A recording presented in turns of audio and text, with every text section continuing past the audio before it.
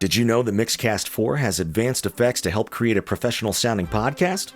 Using reverb and pitch shift in real time can add some creative elements and help a production stick out, while the advanced voice effects will make any vocal track sound like a big-budget recording. Let's take a look at how we can utilize these features. First, we'll enter the menu, then the input menu, then select the microphone we want to affect. I'm choosing mic 1, but any of the 4 mic inputs have this option. We can see effect setting at the bottom of the screen. Touch that to select our real-time effects. Here we have reverb. We'll start by enabling that feature. A message pops up letting us know that the effects will only work on one channel. This is why I chose mic 1.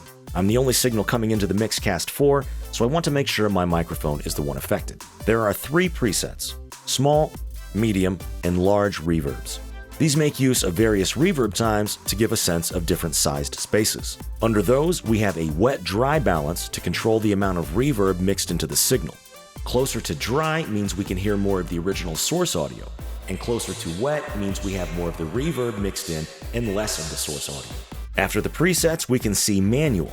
Touch that to enable it, then select the tools icon to access those settings. We can see that there are 5 different room types to choose from: hall, room, live, studio, and plate. Beneath those, we have some additional parameters. Reverb time, which is the tail of the reverb, or how long it takes for the reverberation to fade out, which is measured in tenths of a second.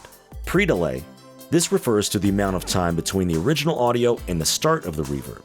This is measured in milliseconds.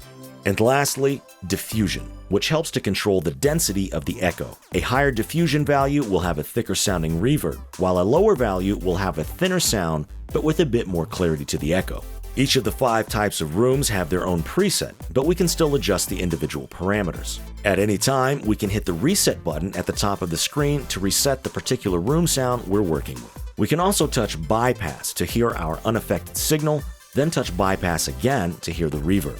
Now let's navigate back to the effect setting menu. We'll touch the arrow at the bottom right of the screen, and now we're in the voice changer menu. We'll touch the button to enable the feature and get a message reminding us that the effects can only be used on one channel, just the same as the reverb. This is a pitch shifting effect.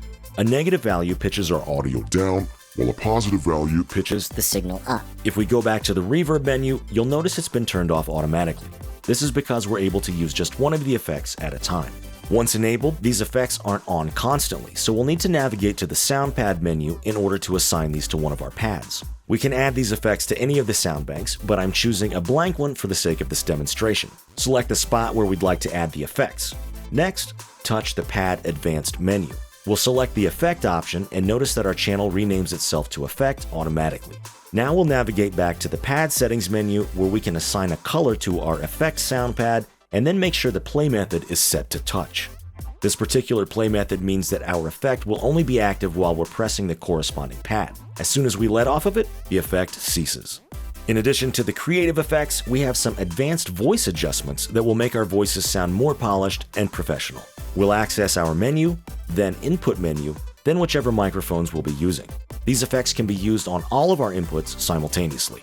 After selecting the voice setting option, you'll notice tone selections at the top. Touch the button to enable that, and we'll see 3 different preset options: deep, mid, and bright. These presets will accentuate a person's voice. We also have the option of manual. If we touch that, then the tools option will be brought to the tone manual settings menu. We have high shelf and low shelf options, both with frequency and gain options. High shelf can be used to either cut or boost trebly frequencies, while low shelf boosts or cuts low-end bass frequencies. Touch the arrow at the bottom right of the screen and we'll be brought to the Exciter menu. We'll touch the button to enable this feature.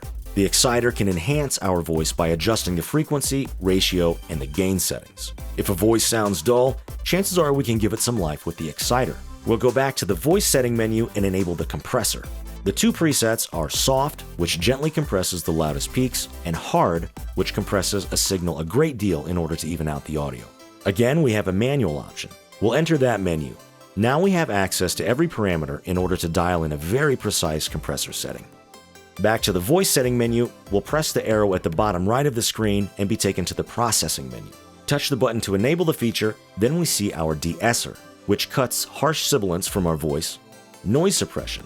This helps to lower the volume or cut out excess noise between speech, and ducking.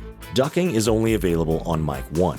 When signal is input into mic 1 while ducking is active, all the other channels will have their output lowered in order to make mic 1 stand out more. By touching any or all of these, they are activated with preset parameters. However, we can touch the tools icon on them to be taken to a more in-depth menu where we can fine-tune the various settings. Thanks for watching. We hope you found this video helpful. Be sure to click subscribe to receive notifications when we post new videos.